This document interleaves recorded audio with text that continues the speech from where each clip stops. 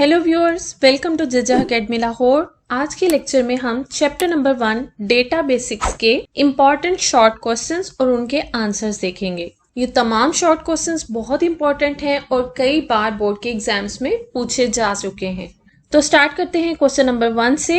Define data. Collection of raw facts and figures about an object is called data. Data is processed to produce meaningful information. Okay, next question is define information. Data पर यानी raw facts and figures पर जब कोई processing perform की जाती है तो उसके result में produce होती है information.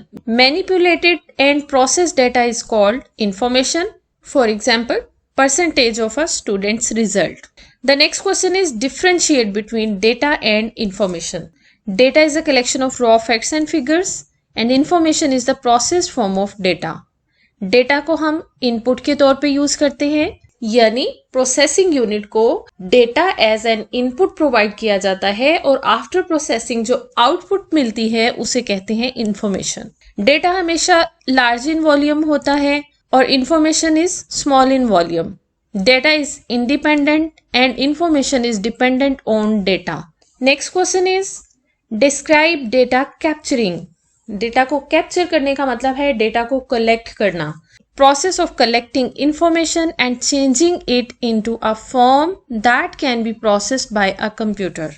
नेक्स्ट क्वेश्चन है डिस्क्राइब डेटा मैनिपुलेशन। मैनिपुलेशन का मतलब होता है ऑपरेशन परफॉर्म करना। तो ऐसा प्रोसेस जिसमें डेटा पर ऑपरेशंस को परफॉर्म किया जाता है उसे कहते हैं data manipulation. Process of applying different operations on data, for example, calculating data, classification, sorting, summarization of data. Okay, next question is what is the difference between record and field? Field और record में क्या difference होता है? Previous lecture में हमने इसको discuss किया था कि set of logically related characters treated as a single unit is called field and set of related fields treated as a single unit is called a record. इसी तरह set of related records को कहते हैं file और related files के set को जब हम उसे एक यूनिट के तौर पर लेते हैं तो उसे कहते हैं database. Next question is what is a file और डिफाइंड डेटा सेट। जब हम डेटाबेस की टर्म्स में बात करें तो डेटाबेस की एक फाइल को डेटा सेट भी कहा जाता है। तो डेटा सेट या फाइल एक ही चीज का नाम है। फाइल और data set is a collection of related records treated as a single set, जैसा कि हमने अभी बात की थी। And record of all the employees of the bank is an example of a data set. Next question is define data file. ऐसी file जिसमें data को स्टोर किया जाता है उसे कहते हैं डेटा फाइल। डेटा फाइल में और प्रोग्राम फाइल में ये फर्क होता है कि प्रोग्राम फाइल में सॉफ्टवेयर इंस्ट्रक्शंस को स्टोर किया जाता है, जबकि डेटा फाइल में इसमें किसी कोड को, लैंग्वेज के किसी कोड को स्टोर नहीं किया जाता। A file which stores data to be used by computer applications is called data file and it includes input and output data but not code. Code means number of lines written in a particular computer language. Next question देखते हैं list the file types from usage point of view. Usage point of view से तीन तरह की files हैं, master file, transaction file और backup file. Master file एक permanent file है, अपडेटेड फाइल है, जबकि ट्रांजैक्शन फाइल एक टेम्परेरी फाइल है और इस टेम्परेरी फाइल की जरूरत हमें तब तक रहती है जब तक डेटा पर कोई प्रोसेसिंग परफॉर्म हो रही होती है। जैसे ही डेटा पर प्रोसेसिंग का अमल खत्म होता है तो डेटा को अपडेट कर दिया जाता है या परमानेंटली स्टोर कर दिया जाता है मास्टर फाइल में और ट्रांजैक्शन फाइल का काम खत्म हो जाता है। और बैकअप फाइल्स इस्तेमाल होती हैं मास्टर फाइल की एक कॉपी के तौर पर, ऐसी कॉपी जिसे महफूज कर लिया जाता है ताकि अगर मास्टर फाइल किसी वजह से खराब हो जाए, डिलीट हो जाए, तो हम बैकअप फाइल से सारा डेटा रिकवर कर सकें। What is master file? आपको लग रहा होगा कि कुछ सिमिलर क्वेश्चंस रिपीट हो रहे हैं। एक्चुअली ये क्वेश्चंस बोर्ड के एग्जाम्स में रिपीट हुए हैं, इसीलिए एज इट इज मैंने हर क्वेश्चन को आपके सामने प्रेजेंट किया है कि एक क्वेश्चन कितनी तरह से बोर्ड वाले पूछ सकते हैं। सो जब आपके बेसिक कॉन्सेप्ट्स क्लियर होंगे तो क्वेश्चन को किसी भी तरह इधर उधर करके एग्जामिनर पूछ लेता है, आपके लिए कोई प्रॉब्लम नहीं होगा। अब देखिए यहाँ पर उसने मास्टर फाइल की डेफिनेशन पूछी है कि क्या चीज होती है मास्टर फाइल। तो master file is a latest updated file, it remains constant for a long period of time, as it is a permanent file so it stores data for long period of times. मिसाल के तौर पे student की file, customer की file वगैरह वगैरह। Okay, next question देखते हैं। List the file types from functional point of view. Functional point of view से फाइल्स की दो टाइप्स होती हैं, प्रोग्राम फाइल और डेटा फाइल। प्रोग्राम फाइल्स ऐसी फाइल्स होती हैं जिनमें कोड को स्टोर किया जाता है, सॉफ्टवेयर की इंस्ट्रक्शंस को स्टोर किया जाता है। ऐसी फाइल्स की एग्जांपल्स हैं .exe फाइल, .com फाइल। और डेटा फाइल की हमने बात की कि हर टाइप का डेटा स्टोर करने के लिए डेटा फाइल्स यूज होती हैं। For example image files, ASCII और text files, audio files, video files etcetera. Next question, define program file with examples. अभी जस्ट हमने डिस्कस किया कि प्रोग्राम फाइल्स क्या होती हैं। Differentiate between master file and transaction file. Master file और transaction file में भी हमने अच्छी खासी डिस्कशन कर ली, आप इन कंटेंट्स को पढ़ लीजिएगा।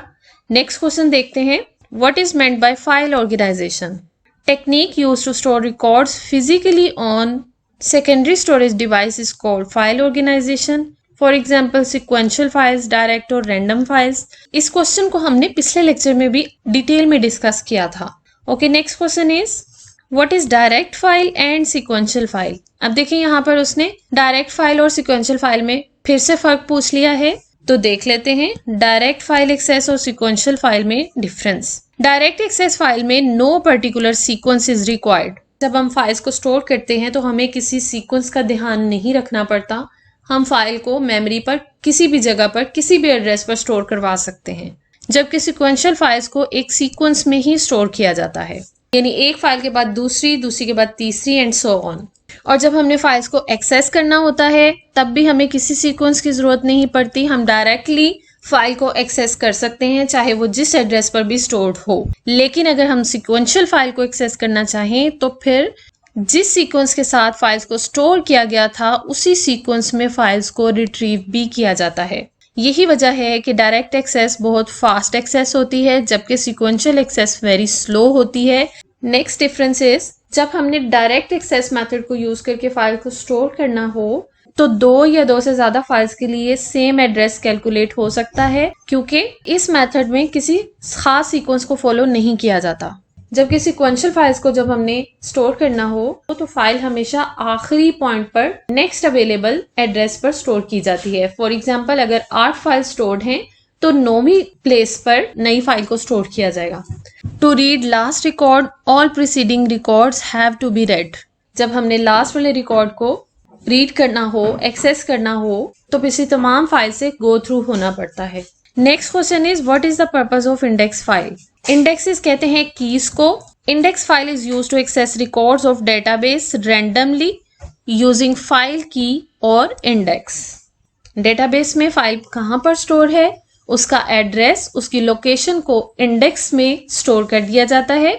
सो जब फाइल को एक्सेस करना हो तो इंडेक्स से उसकी की को या उसके एड्रेस को, उसकी लोकेशन को देखा जाता है और फिर उस लोकेशन से फाइल को एक्सेस किया जाता है। Okay, next question is define database. Database is a collection of related files और डेटा सेट्स, हमने पहले भी डिस्कस किया। Next question is differentiate between database and database management system.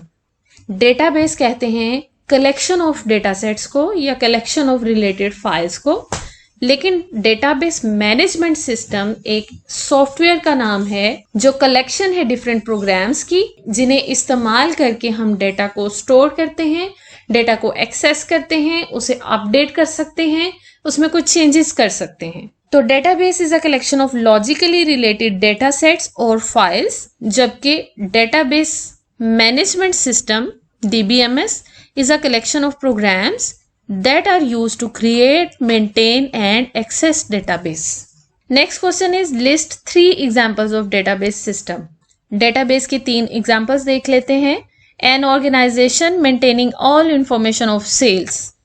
Banking system maintaining the records of their clients. Organisation का जो cell purchase का system होता है वो एक एग्जाम्पल है डेटाबेस की। इसी तरह बैंकिंग सिस्टम भी एक मिसाल है डेटाबेस सिस्टम की, जो क्लाइंट्स के रिकॉर्ड्स को स्टोर करने और मेंटेन करने के लिए इस्तेमाल होता है। तीसरी एग्जांपल है school management system. School management system में स्टूडेंट्स की डिटेल्स को रिकॉर्ड करना, उनकी कोई अपडेशन करनी हो या उनमें से किसी स्टूडेंट के रिकॉर्ड को रिमूव करना हो, ये सारे काम करने के लिए जो सिस्टम इस्तेमाल हो रहा होता है उसे कहते हैं school management system, which is an example of database system.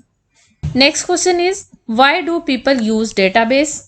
Understood सा क्वेश्चन है, क्यों डेटाबेस को इस्तेमाल किया जाता है। जाहिर है कि रिकॉर्ड्स को हमें स्टोर करना होता है, रिकॉर्ड्स को लॉन्ग टर्म तक अपने पास स्टोर्ड रखने के लिए, ताकि अगर फ्यूचर में भी उनकी जरूरत पड़े तो उन्हें एक्सेस किया जा सके। इस पर्पस के लिए हम बनाते हैं डेटाबेस को। A database is used to save records in an organised way. Next question, what is the main purpose of database system.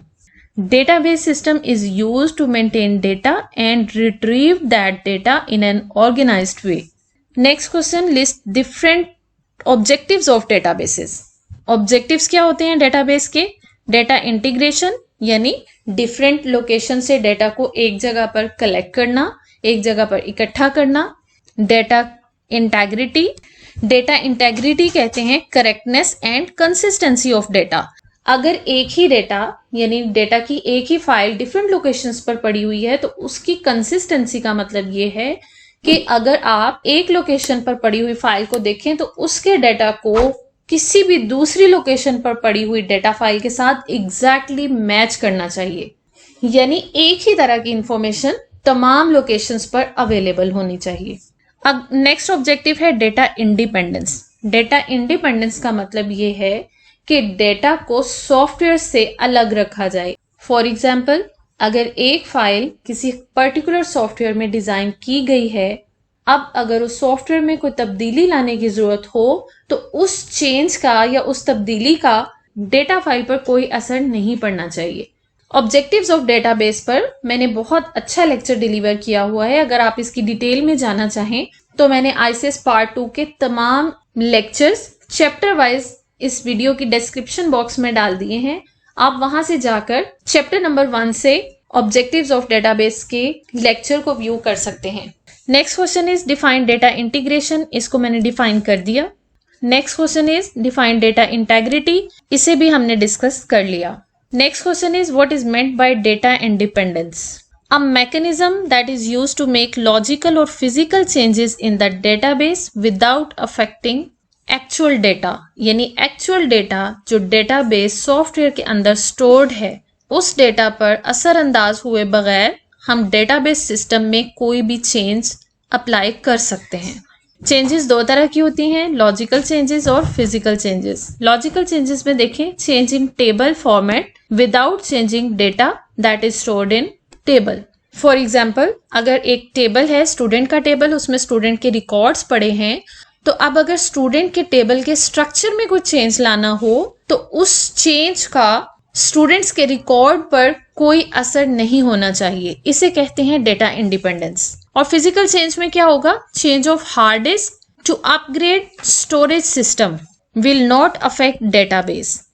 Suppose करें कि एक डेटाबेस स्टूडेंट की ही डेटाबेस हार्ड डिस्क पर स्टोर्ड है। अब अगर हार्ड डिस्क को ही अपग्रेड करना पड़ जाता है तो हार्ड डिस्क की अपग्रेडेशन का लिंक इस पर स्टोर्ड डेटाबेस के साथ नहीं होना चाहिए। यानी हार्ड डिस्क की स्ट्रक्चर में, हार्ड डिस्क की अपग्रेडेशन में जो भी चेंज अप्लाई होता है उस चेंज का असर हार्ड डिस्क पर स्टोर्ड डेटाबेस पर नहीं होगा।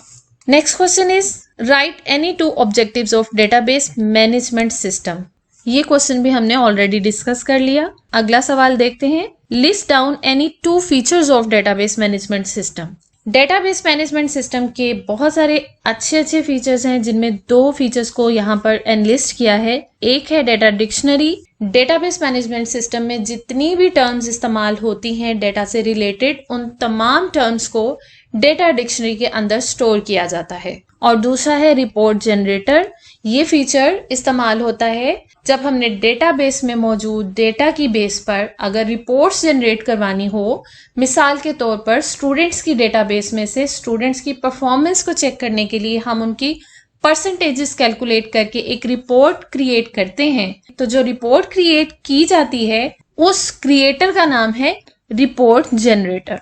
Okay, next question is what is data dictionary? Data dictionary just अभी हमने देखा, इसकी प्रॉपर डेफिनेशन देखते हैं। Files that contains Meta data, and Meta data means data about data और डेटाबेस, यानी डेटाबेस या डेटा के मुतालिक कोई भी इंफॉर्मेशन, उस इंफॉर्मेशन को कहेंगे डेटा अबाउट डेटा यानी मेटा डेटा। तो मेटा डेटा को जिन फाइल्स में स्टोर किया जाता है उन फाइल्स को कहते हैं data dictionary. Let's see the next question. Why is report generator used in database system? Program that is used to generate and print reports is called report generator. और report generator को हम क्यों इस्तेमाल करते हैं? स्टूडेंट्स के results वगैरह देखने के लिए, या फिर अगर डेटाबेस पेशेंट्स की डेटाबेस है तो पेशेंट्स की रिपोर्ट्स को जनरेट करवाने के लिए रिपोर्ट जनरेटर यूज किया जा सकता है। Next question is enlist different types of data models. There are 3 types of database models, hierarchical model, network model and relational model. और हायरार्किकल मॉडल में हर चाइल्ड नोड का सिर्फ एक पेरेंट होता है, जबकि नेटवर्क मॉडल में एक चाइल्ड नोड के मल्टीपल पेरेंट्स हो सकते हैं। इसकी एग्जांपल यूं ली जाती है कि एक एम्प्लॉय के डिफरेंट बॉस होते हैं। Network model is more flexible than hierarchical model. And third type of database model is relational model. Relational model में डेटा को टेबल्स की फॉर्म में स्टोर किया जाता है, और ये ऊपर वाले दोनों मॉडल से ज्यादा फ्लेक्सिबल डेटाबेस मॉडल है। नेक्स्ट क्वेश्चन देखें। Describe network model. A child node may have multiple parents. Actually parent child की तो यहाँ पर एग्जाम्पल आमतौर पर नहीं दी जाती, बल्कि सबऑर्डिनेट और बॉस की दी जाती है कि एक सबऑर्डिनेट एंटिटी के मल्टीपल बॉसेस होते हैं। मिसाल के तौर पर इस एंटिटी के एंटिटी 4 के 2 बॉस हैं, एंटिटी 1 और एंटिटी 2। इसी तरह एंटिटी 5 के 2 बॉस हैं, एंटिटी 4 एंड एंटिटी 2। इस तरह के मॉडल को कहते हैं network model. Next question is state the purpose और यूज ऑफ क्वेरी लैंग्वेज। हमने देखा SQL stands for structured query language. तो SQL या इसी तरह की दूसरी क्वेरी लैंग्वेजेस का क्या पर्पस होता है? They are use to create tables in database, they are use to select data from tables, and they are use to delete data from tables. SQL की जो कमांड्स होती हैं वो इंग्लिश लाइक वर्ड्स होते हैं, जैसे कि यहाँ पर क्रिएट का कीवर्ड है, इसी तरह सिलेक्ट का कीवर्ड है, डिलीट का कीवर्ड है, तो they are just like English words. Next question is what is the purpose of backup and recovery. Backup file उस फाइल को कहते हैं जो ओरिजिनल फाइल की एक एडिशनल कॉपी होती है, लेकिन उसे महफूज जगह पर स्टोर कर लिया जाता है, ताकि अगर फ्यूचर में ओरिजिनल फाइल करप्ट हो जाए, डिलीट हो जाए, तो हम बैकअप फाइल से उसका बैकअप रिकवर कर सकें। तो रिकवरी का मतलब है बैकअप फाइल से डेटा को रिस्टोर करना। Thank you for watching. मजीद इंफॉर्मेटिव लेक्चर्स के लिए चैनल को सब्सक्राइब करें और सब्सक्राइब बटन के साथ बेल के आइकन को लाजमी प्रेस करें, ताकि हर नए आने वाले लेक्चर का नोटिफिकेशन आप फौरी तौर पर हासिल कर सकें।